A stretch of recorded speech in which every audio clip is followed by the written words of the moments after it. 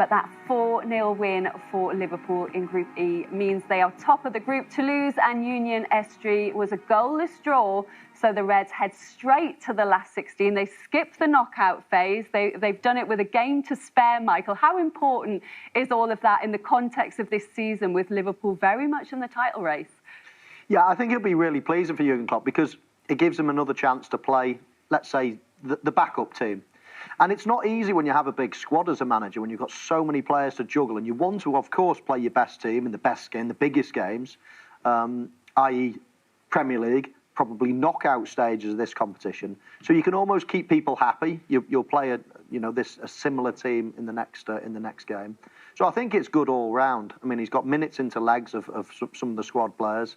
Mo Salah's crept a little bit closer to a landmark. They obviously, we've said it many times, want to be in the Champions League, Joe, but Michael's right, isn't he? It's really good for squad harmony and unity, the fact that so many players are getting minutes this season because of this competition. Yeah, it's really good. And also they've got the League Cup quarter-final as well, so they're fighting on all fronts, effectively, because and they've got the squad strong enough to take it. Like, you look at the players that come in today, in all positions, all international footballers, all world-class, all will be very, very disappointed when they're not picked for the Premier League team. But having this competition just keeps them ticking over, keeps them ready. When it starts again in March, they could be in a position where they're going for all 4 competitions. That's how strong this Liverpool squad is. I think the title will go down to the wire, and Jurgen Klopp's certainly building probably his 3rd top side he's had in the years he's been at Anfield. With all the changes they had to make in the summer, especially in midfield, do you think it's going better than expected? I do, yeah. I think the important thing when you're making these changes is to win while you're doing it, and that's what they're doing. I don't think they would have foreseen the extent of what surgery was required in midfield. I think they had planned on 2 or 3 of them leaving. Naby Keita, James Milner, a couple of players like that, Oxlade-Chamberlain. I don't think they had bargained on Henderson or Fabinho, more importantly Fabinho leaving.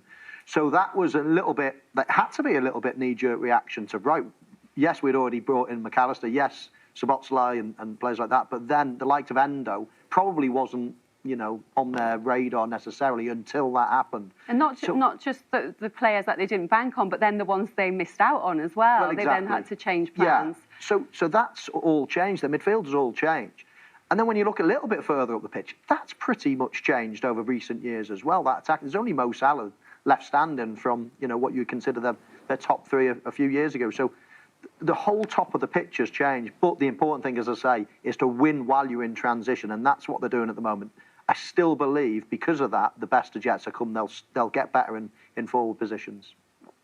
The question was how they would rebuild that sort of front 3 without a Firmino, without a Sadio Mane in there. But just how successfully do you think they've done that when you look at the options he has in the forward areas now? He's done it very well. And what he seems to do, Jurgen Klopp, he seems to buy players when they're on the way up. He's not looking at the players that are there and they're going to be ready, what they're going to give. Darwin Núñez, he's coming from Portugal. That could have been seen as a bit of a gamble. He seems to buy the players with the right attitude. Salah's clearly the main man at the club. He's the icon. He's the front man in everything they do on the pitch and off the pitch as well. But the rest of the team just works so hard. And I think also you add to that, I think Harvey Elliott and Curtis Jones, they're improving. I don't think people would have seen the influence that they would be having on this team. People in and around them would, but from the outside, you're losing big names, Fabinho, Jordan Henderson, Milner, then the young lads in the squad are now stepping up as well. The players that have come in have hit the ground running. And the front 3 just looks as dangerous as ever. And like Michael said, when it's really only Mo Salah from the team that won all the trophies a few years ago. Yeah, all the front 3 on the score sheet tonight as well, Michael. It didn't take long before they went in front. Let's have a look at that opening goal from Luis Diaz. How hard is this header? It's him free, so it was a nicely worked goal, and it's always nice to break the deadlock early as well. Gives you a lot of confidence. And after that, it was just a question of how many. Is he just one of those players that you love to watch, Joe, Luis Diaz? Because he's so talented, but he whacks his socks off every game you watch him in.